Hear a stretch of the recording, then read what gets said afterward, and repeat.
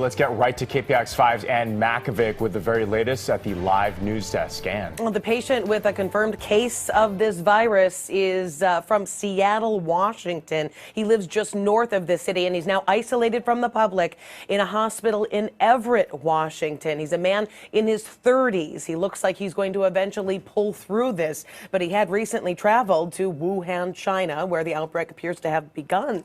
The coronavirus has now killed 6 people and sickened more than 300. It was first identified last month, and today's announcement was the first time the virus was confirmed outside of Asia.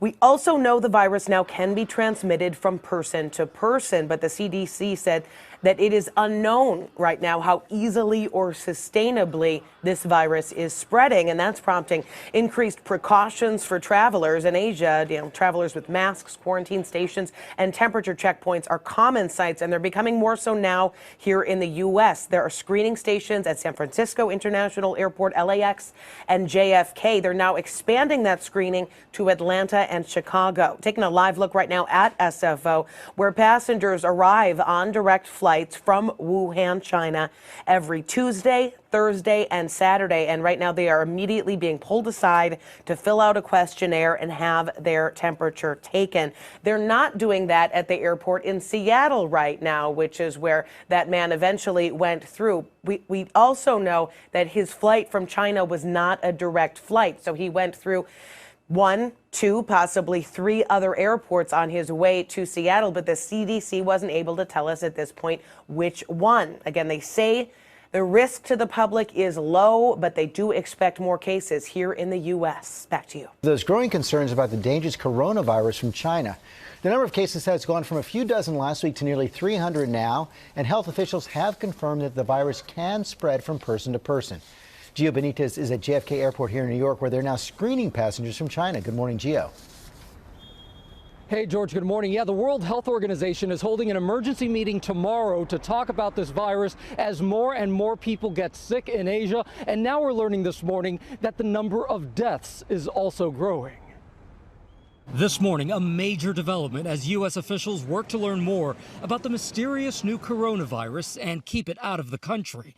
Now we're learning of new cases indicating that the virus has the potential to spread from human to human, proving that it does not only spread from animals to humans. At least 14 healthcare workers in China have now contracted the virus after treating infected patients. At least 6 people have died, and the number of confirmed cases has quadrupled to nearly 300. And it's not just China. Take a look. Since the virus first appeared in the central Chinese city of Wuhan last month, it has spread into neighboring countries like Japan, Thailand, and South Korea. Back in the States, the CDC screening thousands of passengers arriving from Wuhan at JFK, LAX, and SFO.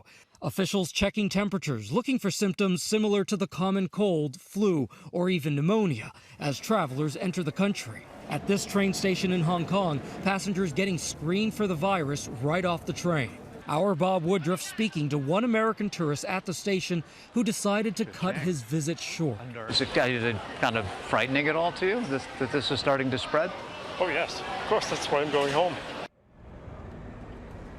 And this morning we're seeing reports from The Sun in the UK saying that a British tourist in Thailand, just 32 years old, may be the first Westerner affected by this virus. He's battling pneumonia-like conditions in the hospital right now. But again, we should tell you that so far here in America, there are no known cases. Michael. All right, thank you so much, Gio. Our chief medical correspondent, Dr. Jen Aston, joined us now. And Jen, some big new developments. Yeah. Human-to-human transmission. Yeah. How concerning is that? It's concerning, Michael, because we have to remember coronavirus normally exists in animals. As recently as just yesterday, there was a suspicion that it could spread animal to human, a suspicion it could spread human to human.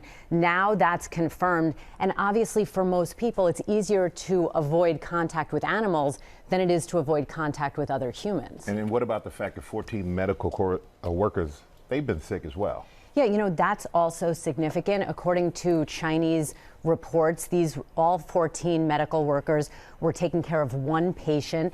And what that really brings up is the possibility of this phenomenon known as a super spreader. We saw it in SARS. That's one person who can literally infect hundreds or thousands of people. And again, a lot of this is being informed by the experience with SARS, which so far is causing some concern. So how worried should people be here in the U.S.?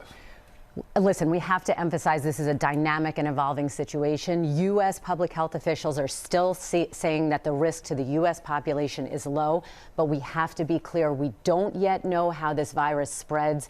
We know it can be passed human to human, but we don't know how, and we don't know how severe it is. We're going to be looking for the mortality rate or the death rate with this. I'm sure we'll be talking to you a lot more about Absolutely. This next coming days. Thank you, Doc. You bet. Right. So clearly, brothers and sisters, we are seeing a fulfillment of Matthew 24 and verse 7, which tells us that there would be pestilence right before the second coming of Christ. Here it says that nation shall rise against nation, kingdom against kingdom, and there shall be famines and pestilences. That's diseases, that's outbreaks that will take place, and that's what we're seeing with this coronavirus. Now, for those of you that watched our video where we discussed how to prevent pneumonia, and we addressed veganism that was legislated by the UK judge, in that video, we address how to prevent this coronavirus, which is a pneumonia flu-like virus. So please do check out that video on how to prevent the coronavirus or how to prevent pneumonia. We'll put the link to that video in the description box as well as in the comments section below. Let us be faithful to the health message. Let us abstain from all fleshly products, all animal products, that we may strengthen the immune system. Let us abstain from all sugary products as we see that these outbreaks are taking place, that the immune system might be strong in the prevention and the invasion of any bacteria or disease. So, brothers and sisters, we are living in the last days. Let us be faithful to God's truth. God bless. Jesus is God.